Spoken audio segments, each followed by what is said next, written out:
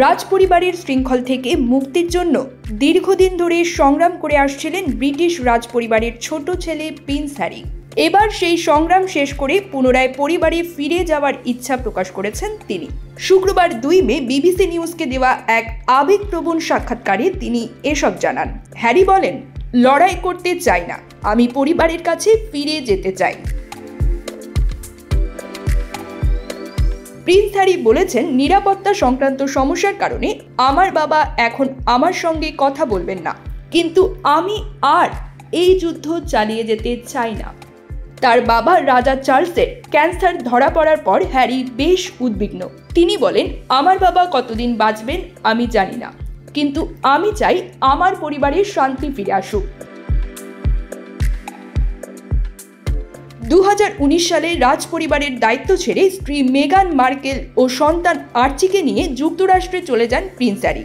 সেই থেকে তার জীবন একটি নতুন অধ্যায়ে প্রবেশ করে, যেখানে রাজকীয় দায়িত্ব এবং অভ্যন্তরীণ সংঘর্ষ ছিল মুখ্য। তবে তার পরিবারের সঙ্গে এক দীর্ঘ বিরোধের পর তিনি এখন ফিরে যেতে চান সেই ঘরে, যেখান থেকে একসময় তিনি বেরিয়ে গিয়েছিলেন।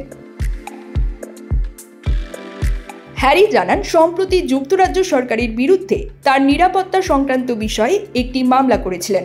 সরকার তাকে রাজকীয় নিরাপত্তা প্রদান করতে রাজি ছিল না, কারণ তিনি আর রাজ পরিবারের দায়িত্বে নেই, কেননা সে এখন বেশিরভাগ সময় দেশের বাইরে থাকে।